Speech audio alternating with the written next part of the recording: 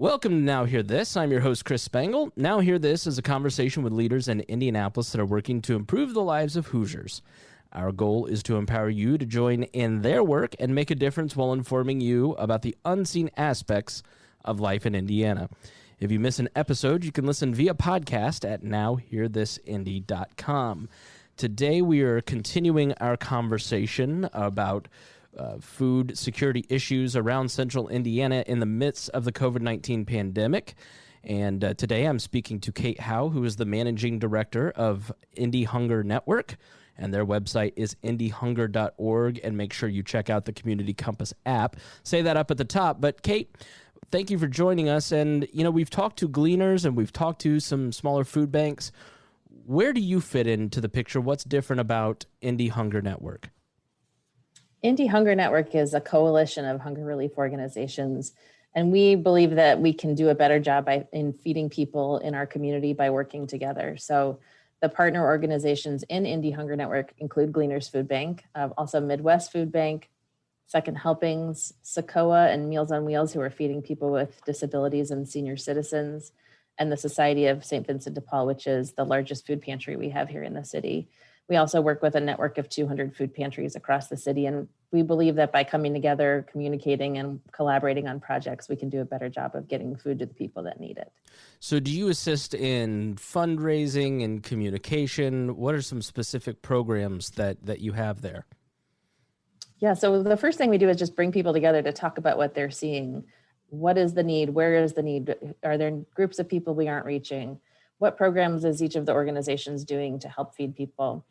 We have conferences to provide information to some of the local food pantries. We just created a manual to help them implement best practices, so do the best job they can in feeding our community. We have some food rescue programs. We teach cooking and nutrition education classes at food pantries, schools, and other places where people need help learning about how to eat better on the food that they're getting from food assistance. And then one of our newest projects is an app that we created to help connect the community with information on where to get food. So we've got all these different places you can get help with food, but if you don't know where they are, it won't help you and your family to get to that food. So how did the Indy Hunger Network, start? We started in response actually to the recession in 2009. All of the hunger relief organizations in the city were seeing that there was an increased need for food. A lot of people in the community had lost their jobs or fallen on hard times, and all of the organizations that were trying to meet that need didn't know how they were going to increase their capacity to help all the people that needed food.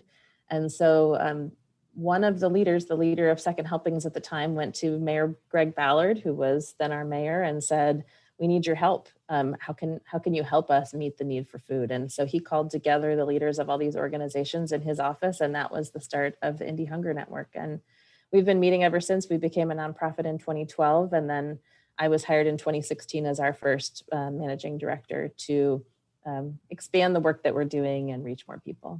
So you mentioned Second Helpings. Can you give just a brief overview of, there's Gleaners and Midwest, and they have two very distinct roles. And then there's Second Helpings, and then there's the 200 food pantries you mentioned. Can you give us a brief guide to how food security works here in Indianapolis? Sure, it's complicated. And that's part of what we try to do at Indy Hunger Network is make it less complicated for people by helping them understand the different programs and how they can access them. So Second Helpings has a three-part mission. They do food rescue. So they go to grocery stores, to restaurants, to downtown hotels that have big catering events, and they rescue the food that's not needed, that's left over. And then they go back, take that back to their kitchen, and they repurpose that food into meals for hunger relief. So they create big casserole pans full of food, and then they take those to after-school programs, to community centers, senior centers, other places to feed folks with that food that's still good but couldn't be used at the place that it was originally from.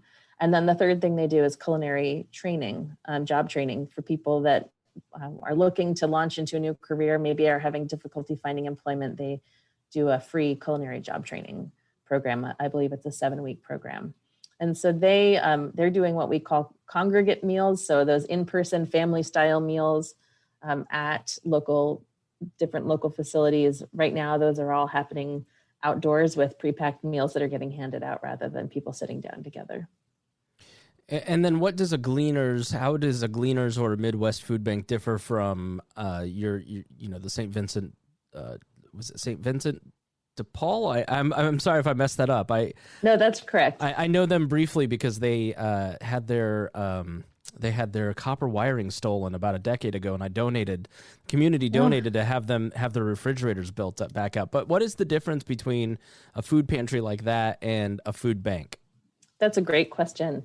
And I don't know if a lot of people are aware of it. So a food bank really is like a warehouse. So if you think about the Walmart distribution center that brings in the food from all over the country and then distributes it out to the grocery stores, the food bank is like that big distribution center or warehouse. And so they're gathering food from grocery stores, from donations, from food they purchase, from government programs, all in their big warehouse. And then they send that to the food pantries, which are essentially like a grocery store.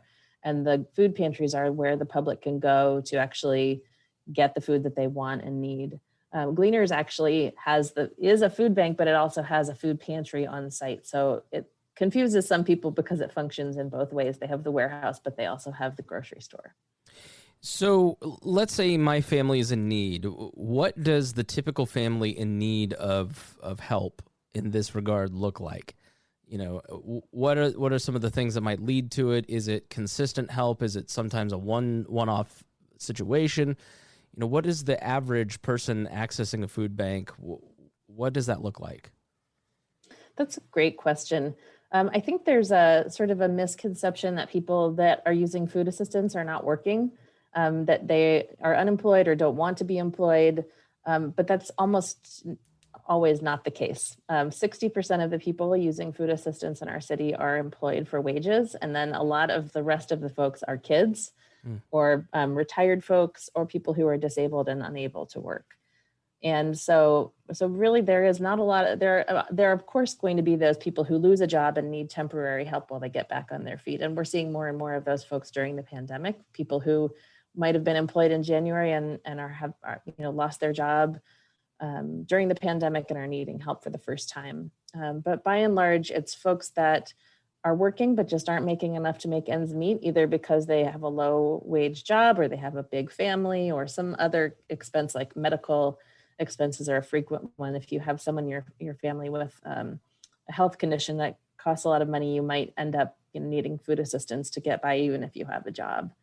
And then we find that a lot of the families that are using food assistance have kids, because having children, it increases your budget and puts a strain on your budget. So unfortunately, a lot of the families that need help and come to food pantries or use other forms of food assistance are families with children, and sometimes grandparents taking care of grandchildren because the parents are not able to care for them for one reason or another. We're speaking to Kate Howe, who is the managing director of the Indy Hunger Network, indyhunger.org. So let's say I'm in that situation and I need help. How do I start the process? I'm sitting here, Google exists, but I'm not really sure what to do. Where would you advise that person to start? Well, we just created Community Compass to solve that problem, because we were hearing from a lot of people in the community that they didn't know how to access a food pantry. They didn't know if they were eligible for federal nutrition programs like SNAP, which most people know as food stamps, or WIC, which helps pregnant women and children under the age of 5. School lunches, you can be eligible for free or reduced price school lunch if you have an income below a certain level. And it's just complicated. There are lots of ways to access food, but if you don't know which ones you're eligible for or how to get to them or where they even are, you're not going to be able to take advantages of those resources. So we created Community Compass, which is both a smartphone app and a texting service for people who don't have a smartphone, where they can go find information on where's my local food pantry? What's the closest one? Is it open right now? What do I need to bring? Do I have to bring an ID or a piece of mail to get registered there? If I want a hot meal right now, where can I get that? And so we've put all of that in Community Compass to help people find that information at their fingertips, rather than having to call a social worker or call 211 or go to some other place, Google and try to sort through the information. They can find everything that they need right in Community Compass. So there's a smartphone version available either in Google Play or the App Store if you have an iPhone. And if you don't have a smartphone at all, you can just text the word hi to 317-434-3758. And we have a chat bot who will communicate with you and give you all the same information that you would get through the app. So you mentioned, you sparked something in my brain, because I didn't realize that food pantries, a lot of them have territories. So if you are in a specific area, you go to a specific food bank. How did that come about? Does that hold true across the board? How does that sort it out? That, it seems like, I show up to a food bank, they give me food, but a lot of times it's sort of by geographical area, is it not? It is. There's some pantries that will serve anybody in the city. St. Vincent de Paul is one of them. They're, as I mentioned, the biggest pantry we have in the city. But there are others that try to serve their particular neighborhood. And so they'll maybe have a zip code or neighborhood boundary that they try to stick with. Most food pantries, if you go there one time and you're not in the area that they serve, they'll still give you food, and then they'll direct you to another food pantry to go to the next time. But the reason that food pantries have those geographic boundaries is simply because of the limits they have on the food. They want to be able to serve their neighborhood really well, but if they disperse it across anyone in the city coming to their food pantry, they probably won't have enough to feed everyone. And there are food pantries, as I mentioned, there are 200, they're all across the city. So there should be a food pantry in your neighborhood. You can also look and see, what pantries are within a mile or a quarter mile of your house. If you don't have a car and you want to be able to walk somewhere, you can look for pantries you can get to on a bus or by bike. And so it really gives you lots of options if you use Community Compass to figure out what's the pantry that will meet your needs. So briefly, what has the pandemic done to the need for food in Indianapolis? It's depending on which organization you talk to, it's anywhere between 1.5 and 2.5 times higher than it was in February. So a lot of people have lost jobs or had less income because of the pandemic. A lot of people don't feel like they can get out and get to a grocery store safely because of their health conditions or their age. And so it's creating more need for that help that people might not have needed before. All right. I end every program with the same question. What, you're talking to a broad audience here. What do you see every day that you wish everyone understood about what you see every day? That there are people who need help with food everywhere in our city. You might think that the people living in the house next door are doing great because they have a house, but maybe they've fallen on hard times or they have more expenses than they have income. And it's everyday people who need help with food.